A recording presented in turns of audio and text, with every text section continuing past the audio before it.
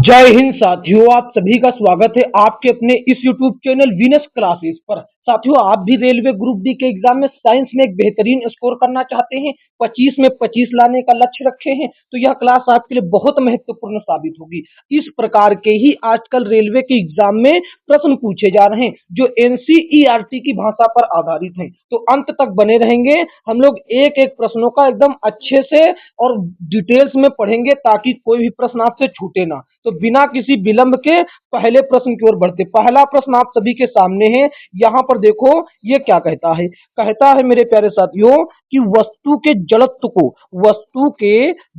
को निम्न में से किसमें मापा जाता है। वस्तु का जो जड़त्व होता है इसको किसमें मापा जाता है, ये आपको बतलाना है। तो जो वस्तु का जड़त्व होता है, देखिए यहाँ पर दो चीज होता है, एक होता है जड़त्व और एक होता है द्रव्यमान। एक होता है द्रव्यमान, ठीक है। तो इन दोनों को आपस में रिलेशन है। जितना ज्यादा द्रव्यमान होगा उतना ही ज्यादा जड़त्व होगा, और जितना कम जड़त्व होगा उतना ही कम ये द्रव्यमान होगा। यानी कि जड़त्व का माप सीधे तौर पर कहा जाए तो ये द्रव्यमान में किया जाता है। ऑप्शन नंबर डी इसका एकदम सही जवाब हुआ। और ये जड़त्व क्या होता है, किसी भी वस्तु का उसके उसमें होने वाले परिवर्तन का विरोध करने का गुण जो होता है उसी को जड़त्व कहते हैं। न्यूटन ने जो पहला नियम दिया है उसी को जड़त्व का नियम भी कहा जाता है, इस बात को भी याद रखेंगे। चलिए नेक्स्ट प्रश्न की ओर चलते हैं। यहां पर साथियों देख लेंगे ये क्या कहता है। ये देखिए नेक्स्ट प्रश्न आपके सामने कहता है जी, क्या कहता है कि निम्नलिखित में से किस विद्युत चुंबकीय तरंग की जो तरंग दैर्घ्य है, कौन सी तरंग दैर्घ्य सबसे कम होगी, ये आपको बतलाना है कि किस विद्युत चुंबकीय तरंग की सबसे कम तरंग दैर्घ्य होगी। देखिए यहाँ पर अगर बात किया जाए, यहाँ पर मेरे प्यारे साथियों अगर बात करें हम, तो ये जो रेडियो तरंग होती है इनकी सबसे अधिक होती है, इनकी सबसे अधिक होती है, ठीक है। और सबसे कम की अगर बात किया जाए, सबसे कम होती है गामा किरणों की, ठीक है, सबसे कम होती है गामा किरणों की। ऑप्शन नंबर डी आपका एकदम सही जवाब हो जाता है, ठीक है। नेक्स्ट प्रश्न की ओर चलते इसी तरीके से आगे की ओर। यहां पर देखेंगे ये रहा, यहां पर देखिए प्रश्न संख्या 3। ये कहता है आपसे कि उत्तल दर्पण का प्रयोग किस में किया जाता है। उत्तल दर्पण का प्रयोग किसमें किया जाता है, ये आपको बतलाना है। तो उत्तल दर्पण का प्रयोग जो है वाहनों में रिव्यू मिरर के रूप में किया जाता है। यानी कि वाहनों में साइड में लगा होता है, और साइड में लगा होता है पीछे के वाहनों को देखने के लिए लगाया जाता है। यानी कि ऑप्शन आपका साथियों क्या हो गया, एक करेक्ट जवाब हो गया। अगर वहीं पर आपसे बात कर लेता कि अवतल दर्पण का इस्तेमाल कहां पर किया जाता है, तो अवतल दर्पण का इस्तेमाल चिकित्सकों दांतों के डॉक्टरों के द्वारा, डेंटिस्ट के द्वारा किया जाता है दांतों के इलाज में, और कान के इलाज में किया जाता है, और सेविंग कराने वाले जो होते हैं यही दर्पण होते हैं, ठीक है। ये अवतल दर्पण के प्रयोग हो गई, और ये इसका हो गया उत्तल दर्पण का। आगे की ओर चलते ऑप्शन ए आपके प्रश्न का एकदम सही जवाब हो जाता है। अगला प्रश्न ये रहा, यहां पर देखो प्रश्न संख्या 4 क्या कहता है, ये देखो कहता है किसी व्यक्ति के निकट दृष्टि दोष को सुधारने के लिए किस लेंस का प्रयोग किया जाता है। सबसे पहली बात, ये निकट दृष्टि दोष किस कारण होता है और इसमें क्या होता है ये समझिए। ये जो निकट दृष्टि दोष है आपका, इसमें होता क्या है, देखिए इसमें क्या समस्या आ जाती है। इसमें समस्या सीधे तौर पर आती है कि जो प्रतिबिंब होता है, आप जानते हैं वस्तु का प्रतिबिंब जो मानव नेत्र में होता है वो कहां पर बनता है प्रतिबिंब, ये बनता है भैया रेटिना पर। लेकिन जब ये निकट दृष्टि दोष हो जाता है तो रेटिना पर ना बनकर थोड़ा सा इससे पहले ही बन जाता है, तभी से क्या होता है निकट दृष्टि दोष। और निकट दृष्टि दोष में निकट की वस्तुएं साफ दिखाई देती है, उल्टा सिस्टम।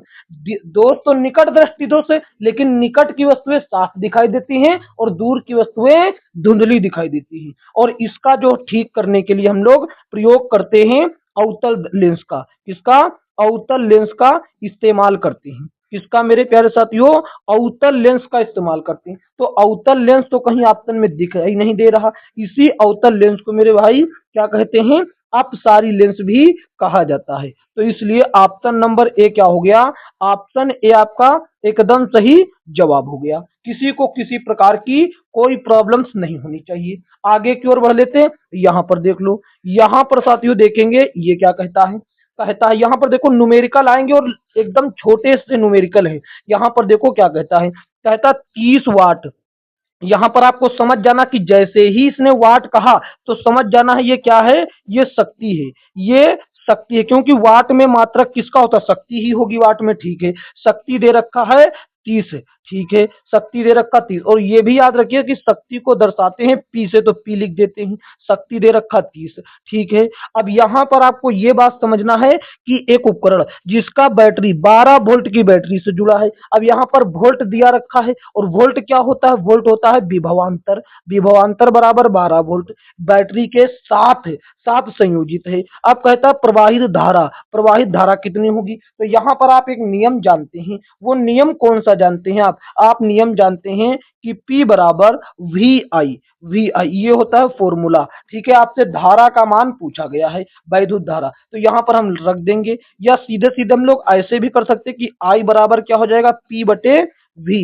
P बटे वी इसी पर हम लोग रख देते हैं, इसी पर रखेंगे। यहाँ पर देखो, यहाँ पर आगे देखिए रखते हैं, तो आई का मान क्या होगा, P का मान तो 30 है, P का मान तो 30 है और V का मान 12 है। तो जब हम लोग इसको काटेंगे तो ये 2.5 आ जाएगा। ये देखो एम्पियर में आ जाएगा। तो इसका सही जवाब क्या हो गया, इसका सही जवाब आपका हो जाता है 2.5, यानी कि 2.5 एम्पियर हो जाता एकदम सही जवाब। आगे की ओर चलते हैं। यहाँ पर देखो, यहाँ पर देखेंगे ये रहा, क्या कहता है, कहता है यहाँ पर रिक्त स्थान पर कोई चीज आएगा उसको बतलाना है जी। ठीक है, रिक्त स्थान यहाँ पर आएगा वो चीज। कहता है कि कौन ऐसा यंत्र है जो यांत्रिक ऊर्जा को विद्युत ऊर्जा में बदलता है। तो मेरे प्यारे साथियों, कौन सा उपकरण यांत्रिक ऊर्जा को विद्युत ऊर्जा में बदलता है? तो सभी लोग जानते हैं कि विद्युत डायनेमो जो होता है वो यांत्रिक ऊर्जा को किसमें बदलता है, ये बदलता है विद्युत ऊर्जा में। जबकि इसका उल्टा काम कौन करता है, विद्युत ऊर्जा को यांत्रिक ऊर्जा में कौन बदलता है, यांत्रिक ऊर्जा में कौन बदलता है, ये आपको बताना है। तो ये बदलता है विद्युत मोटर। कौन बदलता है, विद्युत मोटर बदलता है। इस बात को भी आपको याद रखना है। तो फिलहाल इसका उत्तर हो गया ऑप्शन नंबर सी। आगे की ओर चलते यहाँ पर देखो ये क्या कहता है, कहता है आपसे यहाँ पर भी रिक्त स्थान में कुछ ना कुछ आएगा। कहता है कि यहाँ पर इस रिक्त स्थान में किसकी वृद्धि के साथ यहाँ पर बताना है आपको, किसकी वृद्धि के साथ धारावाही चालक के चुंबकीय क्षेत्र में परिणाम में वृद्धि होगी। इसका कहने का मतलब ये है मेरे भैया कि किसमें हम लोग वृद्धि करें, जो चुंबकीय क्षेत्र को बी से दर्शाया जाता है। अब कहता है किसमें वृद्धि करें कि चुंबकीय क्षेत्र में। अगर हम लोग धारा में वृद्धि करेंगे तो चुंबकीय क्षेत्र में वृद्धि होगा। इसका मतलब विद्युत धारा इसका एकदम सही जवाब हो जाएगा। ऑप्शन नंबर 20 का एकदम राइट जवाब हो जाएगा, इसमें कोई दो राय नहीं। आगे की ओर चलेंगे। यहाँ पर देख लेंगे ये रहा, ये देखिए क्या कहता है। आपको मेरे भाई बतलाना है कि जब तक किसी पिंड पर असंतुलित बल लागू किया जाता है तब तक इसके कौन से चीज में निरंतर परिवर्तन होता रहता है। तो मेरे भाई, जब किसी भी वस्तु पर अगर असंतुलित बल लागू है तो उसमें मेरे भाई उसकी चाल में लगातार बदलाव होता रहेगा। ऑप्शन नंबर डी ठीक है, एकदम सही जवाब हो जाएगा। आगे की ओर चलेंगे। यहाँ पर देख लेंगे ये रहा, ये देखो very very most important question है, ट्रिपल स्टार लगाकर रखो। ये एनसीईआरटी की लैंग्वेज पर आधारित है। कहता है ये आपसे कि रेगिस्तानी जो पौधे होते हैं उनकी जो बाह्य त्वचा होती है, बाह्य त्वचा, उसको एपिडर्मस कहा जाता है। ये जो एपिडर्मस होता है किस चीज की बनी होती है, और मोम के जैसी एक परत होती, मोटी मोम के जैसी परत होती है। ये बाह्य त्वचा एपिडर्मिस जिसको कहते हैं किस चीज की बनी होती है, यही आपको बतलाना। तो जिसको एपिडर्मिस कहते हैं ये क्यूटिन की बनी होती है, क्यूटिन की बनी होती है, ठीक है। जबकि सेलुलोज से तो कोशिका बनी होती है, कोशिका भित्ति। जबकि इसका मेरे प्यारे साथियों क्या हो गया, ऑप्शन नंबर बी एकदम सही जवाब हो गया। इस बात को याद रखिएगा। आगे की ओर चलते यहाँ पर देखेंगे ये रहा। हाँ ये देखिए, ये भी काफी महत्वपूर्ण पक्षी वो प्रश्न है पक्षी वाला। यहाँ पर देखो आपसे क्या कहता है, ये कहता है कि पक्षी जो होते हैं इनमें कितने कितने कक्ष का हृदय होता है। उससे पहले आपको ये जानना आवश्यक होगा कि ये जो पक्षी हैं ये जंतु के कौन से संघ के अंतर्गत आते हैं। ये कार्डेटा समूह के अंतर्गत आते हैं। कौन से? Chordata, chordata. तो कार्डेटा को सही से थोड़ा लिख दिया जाए, कार्डेटा समूह के अंतर्गत आते हैं, कार्डेटा संघ के अंतर्गत आते हैं। और कार्डेटा संघ का कौन सा एक होता है, इसको एवीज वर्ग कहा जाता है, एवीज या एवियन। एवीज वर्ग के अंतर्गत भी अगर पूछे तो भी पक्षी ही आते हैं, ठीक है। और जो उड़ने वाले पक्षी होते हैं साथियों, उड़ने वाले पक्षी, इनका जो हृदय होता है, इनका जो हृदय होता है वो 4 कक्षीय हृदय होता है। इस बात को याद रखेंगे, ठीक है। इसमें साथियों सिर, गर्दन, धड़, पूंछ तक विभक्त होता है। ये हो गया आपका एकदम सही जवाब हो गया option number B, option B. और अगर पूछे कि इन पक्षियों की कितनी 9000 से ज्यादा प्रजाति पृथ्वी पर मौजूद है, ठीक है। नेक्स्ट प्रश्न की ओर चलते, यहां पर देख लो मेरे प्यारे साथियों क्या कहता है, ये रहा। कहता है कि अंतः श्वसन, अंतः श्वसन की जो प्रक्रिया होती है, अंतः श्वसन के दौरान ये जो फेफड़े होते हैं किसके कारण इनमें हवा भर जाती है, किसके कारण? फेफड़े रुक जाएंगे तो उसमें हवा कहाँ भरेगी? फेफड़े, ये तो गलत हो गया। ये बोल रहा फेफड़ों के रुक जाने के कारण।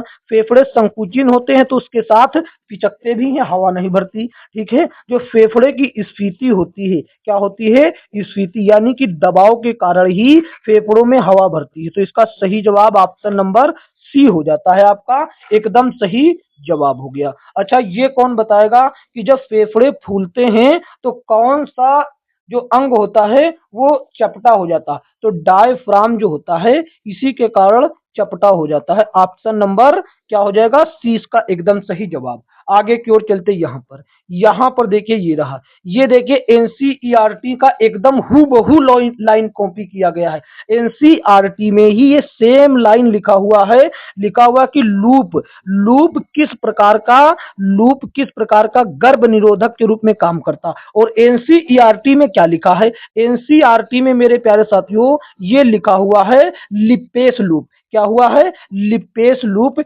एनसीईआरटी में लिखा हुआ है लिपेस लूप। लिपेस लूप जो होता है वो किस प्रकार में, वो साथियों ये काम करता है, डिंब वाहिनी नलिकाओं के मार्ग को अवरुद्ध कर देता है। ये हूबहू लाइन लिखा हुआ है एनसीईआरटी में, ठीक है। ऑप्शन नंबर ए इसका एकदम सही जवाब हो गया। आगे की ओर चलते यहाँ पर देख लेंगे ये रहा। क्या कहता है ये देखो, ये भी काफी महत्वपूर्ण प्रश्न है। ये कहता है आपसे कि निम्नलिखित में से कौन सा विटामिन, कौन सा विटामिन जो है, कौन सा विटामिन रक्त के थक्के बनाने में महत्वपूर्ण भूमिका अदा करता है? रक्त के थक्के, तो जो रक्त का थक्का बनता है उसमें भूमिका अदा करता है विटामिन बी 12। कौन अदा करता है? Vitamin B 12। यानी कि आपका सही जवाब क्या हो गया? ऑप्शन नंबर ए इसका राइट जवाब हो गया, ठीक है। लेकिन अगर वहीं पर आपसे पलट कर पूछ दे जो एनसीईआरटी में ही लिखा हुआ, अभी हमें आपको और बताते कि रक्त का थक्का ना जमने का कारण कौन है? रक्त का थक्का ना जमने का कारण होता है विटामिन ई। विटामिन ई की कमी के कारण ये नहीं जमता है, ठीक है। ये बात हो गया अलग। अब यहां पर आ जाओ आप कि ये जो विटामिन बी 12 है इसका रासायनिक नाम क्या है? इसको साइनोकोबालामिन कहा जाता है। क्या? साइनोकोबालामिन कहा जाता है, साइनोकोबाला मिन कहा जाता है। इस बात को भी याद रखेंगे, इसका रासायनिक नाम हो जाता। और इसमें मेरे प्यारे साथियों कोबाल्ट धातु मौजूद होती है। कौन सी? कोबाल्ट धातु मौजूद होती है। लिख देते हैं कोबाल्ट को, कोबाल्ट धातु मौजूद होती है। इस बात को भी याद रखेंगे भैया, ठीक है। आगे की ओर चलते यहाँ पर देखो, आगे प्रश्न देखते हैं। ये रहा प्रश्न संख्या, ये 13 था, 14 आएगा उसके बाद ये वाला। ठीक है, तो यहाँ पर देखो ये क्या कहता है मेरे प्यारे साथियों, ये जो किण्वन की प्रक्रिया है, किण्वन बोले तो सड़ने की प्रक्रिया, ये किसमें होती है? सड़ने की जो प्रक्रिया है मेरे भाई, ये किसमें होती है? ये फंगस में होती है। किसमें? फंगस में। फंगस बोले तो कवक में। तो ये ईस्ट हो जाता है आपका एक कोशिकीय फंगस। ऑप्शन नंबर 20 का एकदम परफेक्ट जवाब हो जाता है, इस बात को याद रखेंगे। ठीक है, नेक्स्ट प्रश्न की ओर चलते। यहाँ पर देखो प्रश्न संख्या 15, ये क्या कहता है कि पौधे का कौन सा हिस्सा गैसों के आदान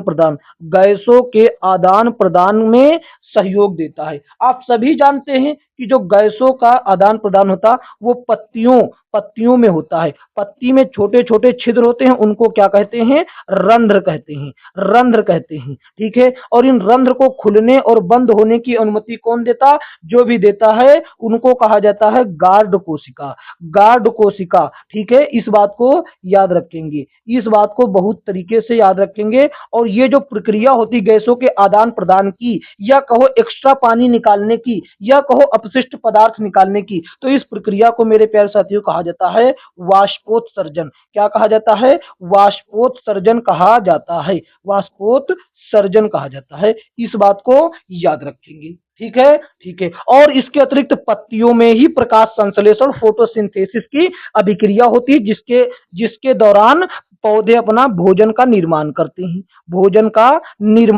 हैं। इस बात को भी याद रखेंगे, यह भी प्रक्रिया पत्तियों में ही होती है। ठीक है, इस प्रकार आपके प्रश्न का उत्तर ऑप्शन नंबर बी हो जाता। आगे की ओर देख लेते। यहाँ पर देखो, यहाँ पर देखेंगे ये क्या कहता है, सभी बताएंगे। इनमें से कौन सा पोषक तत्व मिट्टी से प्राप्त होता, ये आपको बतलाना है। कौन सा पोषक तत्व मिट्टी से? तो यहाँ पर आपको बता दें हम कि पौधों को मिट्टी से कौन कौन सी चीजें प्राप्त होती हैं। तो यहाँ पर देखो, पौधे को मिट्टी से कौन कौन सी चीजें प्राप्त होती हैं। तो देखो, मिट्टी से मेरे प्यारे साथियों कौन कौन सी चीजें प्राप्त होती है। आपका एक हो गया नाइट्रोजन, मुख्य तौर पर नाइट्रोजन, और एक हो गया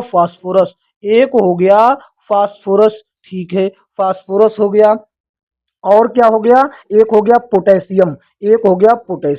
ठीक है, ये तीन चीज मुख्य रूप से आपको कहां से पौधे लेते हैं? मिट्टी से लेते हैं। तो नाइट्रोजन आपका ऑप्शन ए में दे रखा, एकदम सही जवाब ऑप्शन नंबर ए हो जाएगा। ठीक है, आगे की ओर चलते हैं यहाँ पर। और एक बात याद रखिएगा, ये जो नाइट्रोजन ये पौधों की वृद्धि में और विकास में, पौधों की वृद्धि विकास एक चीज हो गया, और प्रजनन की प्रक्रिया में बहुत अधिक भूमिका निभाता है। प्रजनन की प्रक्रिया में, प्रजनन। ठीक है, ये हो गया प्रजनन। इस प्रक्रिया में सबसे ज्यादा जो भूमिका अदा करता है वो नाइट्रोजन अदा करता है। फिलहाल उत्तर ऑप्शन नंबर ए हो गया। आगे की ओर चलते हैं। यहाँ पर देखो ये भी काफी महत्वपूर्ण प्रश्न है और रेलवे के द्वारा पूछा जाता। लगा लो इस पे स्टार साथियों, लगा लो। ऐसे ही प्रश्न आपके रेलवे के एग्जाम में बनते हैं। ये आपसे क्या कहता है? ये आपसे कहता है थियोफ्रेटस जो है, थियोफ्रेटस को निम्न में से किसका जनक कहा जाता है, ये बताओ। अब अगर हम आपसे बात कहें तो आप नहीं भी अगर इसका उत्तर जानते होंगे तब भी जान जाएंगे, क्योंकि आपको पता है जंतु विज्ञान का जनक किसको कहा जाता है? अरस्तु को कहा जाता है। ये बात आप जानते हैं। ठीक है, तो ये बात हो गई, यानी कि ये उत्तर नहीं हो सकता। भौतिक विज्ञान को हम लोग मान लिए कि ये न्यूटन को जनक कहा जाता है, न्यूटन को। ठीक है, और ये जो रासायनिक है, केमिस्ट्री का जनक जो है, रसायन विज्ञान का जनक एंटोनी एल लेवेसियर को कहा जाता है। किसको? लेवासियर को कहा जाता है। एंटोनी एल लेवासियर को कहा जाता है। तो ये जब तीन चीज अलग अलग आपको पता है तो कौन बच गया? आपका बच गया ये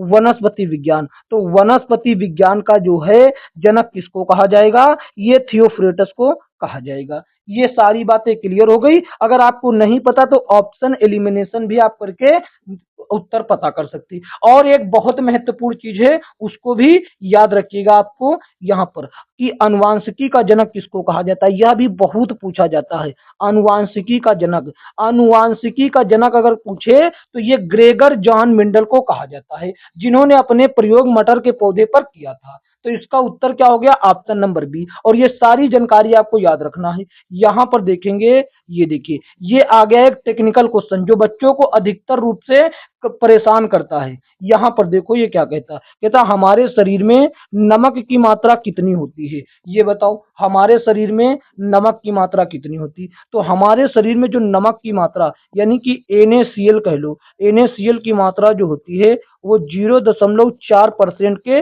आसपास होती। तो इस प्रकार हमारे प्रश्न का उत्तर ऑप्शन नंबर क्या हो जाता, सी हो जाता। और यही नमक हमारे आंसुओं में पाया जाता, कहाँ पर, आंसुओं में पाया जाता है, आंसू में, और यही पसीनों में पाया जाता है। ठीक है, यही पसीना में पाया जाता है। ठीक है, ऑप्शन नंबर सी इसका एकदम सही जवाब हुआ। आगे की ओर चलते हैं।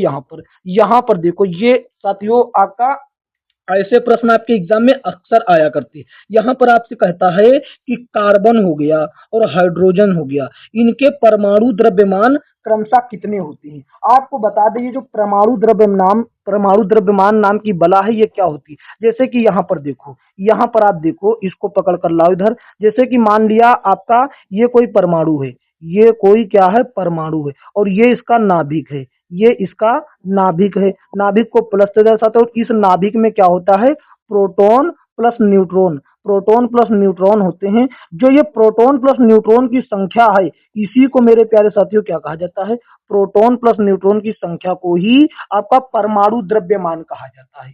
ठीक है भैया, तो सब में प्रोटॉन तो समान होंगे लेकिन न्यूट्रॉन की संख्या भिन्न भिन्न हो सकती है। इस प्रकार यहाँ पर कार्बन में प्रोटॉन भी 6 होते हैं और न्यूट्रॉन भी 6 होते हैं, और इसकी परमाणु संख्या 6 है। तो यहाँ पर ये हो गए 12। ठीक है, हाइड्रोजन में कोई भी न्यूट्रॉन नहीं होता, इसका होता है 1। ये यूनिट लगा दिया जाता है कि कोई भी यूनिट में हो सकता। तो ऑप्शन नंबर क्या हो गया, सी का, हाइड्रोजन का परमाणु द्रव्यमान 1 और कार्बन का हो जाता 12। इस बात को याद रखेंगे। नेक्स्ट प्रश्न की ओर चलेंगे। यहाँ पर देखो, ये रहा, क्या कहता है, कहता है निम्नलिखित में से यहाँ पर कौन सा कारक वाष्पीकरण की दर को कम करता है। मेरे भैया, वाष्पीकरण की दर क्या है, वाष्पीकरण की दर है कि पानी का सूखना, यानी कि आपने देखा होगा कि गर्मियों में कपड़े जल्दी सूखते और जाड़ों में देरी से। ठीक है, वही वाष्पीकरण की दर होती, पानी का गैस में बदलना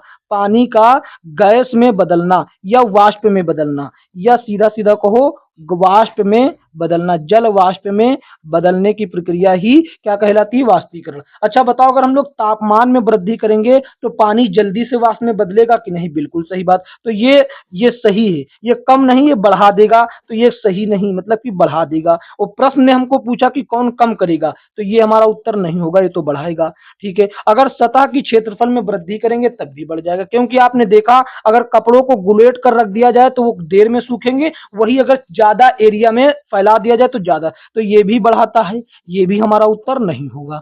अगर हवा की गति, आप देखें कि हवा की गति अगर हवा तेजी से चलेगी तो कपड़े जो होते भीगे हुए उनमें से पानी जल्दी गायब होता है, यानी कि पानी वाष्प में बदल जाता, तो ये भी हमारा बढ़ाता है। कमी कौन करता, नमी करता है। ऑप्शन नंबर 20 का एकदम सही जवाब हो गया, एकदम सही जवाब ऑप्शन नंबर बी हो गया। ठीक है भैया, आगे की ओर चल लेते हैं, नेक्स्ट प्रश्न की ओर चलते हैं। यहाँ पर देखो, यहाँ पर देखेंगे, ये रहा, ये देखिए काफी महत्वपूर्ण प्रश्न है। आपसे पूछता है कि जो ये ऊर्जा के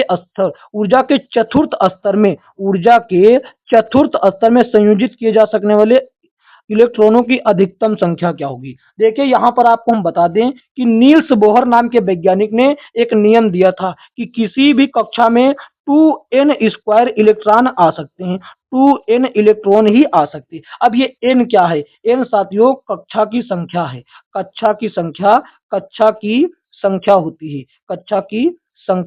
1 2 3 4 हो सकता। हमसे पूछा चौथी कक्षा में, तो यहाँ पर हम लगा देंगे चौथी कक्षा के लिए 2 हो गया, और n का मतलब 4, तो 4 का हमको कर देना है स्क्वायर। तो यहाँ पर देखो 2 और 4 का स्क्वायर हो गया 16, और 16 दूनी कितना हो गया 32, यानी कि चौथी कक्षा में हमारे सामने जो इलेक्ट्रॉन आ सकते हैं वो 32 आ सकते हैं, यानी कि ऑप्शन नंबर बी आपका एकदम सही जवाब हो जाता है। ठीक है भैया, नेक्स्ट प्रश्न की ओर चलते, यहाँ पर देख लेंगे ये क्या कहता है, जल्दी से बताएंगे। कहता है निम्नलिखित में से कौन एक रेडियो एक्टिव तत्व है? रेडियो एक्टिव तत्व है कौन, ये आपको बतलाना है भैया।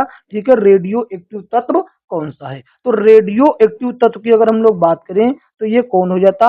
ये टाइटेनियम इन चारों में से रेडियो एक्टिव तत्व हो जाता। ऑप्शन नंबर क्या हो जाता है? बी एकदम सही जवाब आपका हो जाता है। आगे की ओर मेरे भैया चलेंगे, यहां पर देखेंगे आप क्या कहता है। 23 नंबर क्वेश्चन ये रहा क्या कहता है, जल्दी से बताइए। कहता है निम्नलिखित में से कौन सा तत्व तांबे से अधिक अभिक्रियाशीलता होगा। देखिए यहाँ पर तांबे से, ये जो कॉपर होता है सी यू इससे अधिक होता है क्रियाशील होता है जिंक। ठीक है, और इसका परमाणु संख्या होता है 29 और इसका परमाणु संख्या होता है 30। अब ये परमाणु संख्या के आधार पर ज्यादा कम नहीं हो सकता, वो क्रियाशीलता के आधार पर होगा। ठीक है, इस तरीके से तो इसका और ये पोटेशियम और सोडियम का तो परमाणु संख्या 11 है, लेकिन ये इससे भी अधिक है, तो परमाणु संख्या के आधार पर नहीं इसका 19 होता है। ठीक है,